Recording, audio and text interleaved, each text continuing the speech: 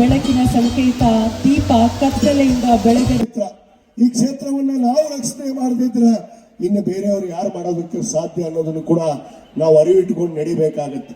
ಯಾಕಂದ್ರೆ ಈ ಕ್ಷೇತ್ರ ಉಳಿದ್ರೆ ಈ ಒಂದು ಐಹೊಳೆಗೆ ಇರುವಂತ ಘನತೆ, ಗೌರವ, ಆ ಕೀರ್ತಿ, ಆ ಶಿಲ್ಪಕಲೆಗಳು ಶಾಶ್ವತವಾಗಿ ಉಳಿಯೋದಕ್ಕೆ ಸಾಧ್ಯ.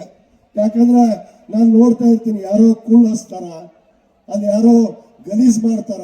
ನಾನು ಯಾಕಂದ್ರೆ ಇಲ್ಲೇ ಹೇಳ್ತಿರ್ತೀನಿ, ಯಾಕಂದ್ರೆ ನಾ ಸಿದ್ದನಕೊಳಕ್ಕೆ ಹೋಗ್ಬೇಕಾದ್ರೆ ಐಹೊಳೆ ಮ್ಯಾಗ ಹೋಗ್ಬೇಕು, ಕ್ಯಾದಿಕೇರಿಗೆ ಹೋಗ್ಬೇಕಾದ್ರೆ ಐಹೊಳೆ ಮ್ಯಾಚೆ ಹೋಗ್ಬೇಕು, ಬೆನಕನವಾರಿಗೆ ಹೋಗ್ಬೇಕಂದ್ರೆ ಐಹೊಳೆ ಮ್ಯಾಗ ಹಾಸಿ ಹೋಗ್ಬೇಕು, ಚಿಲ್ಲಾಪುರ್ಗೆ ಹೋಗ್ಬೇಕಂದ್ರು ನಾನು ಹಿಂಗೆ ಹೋಗ್ಬೇಕು.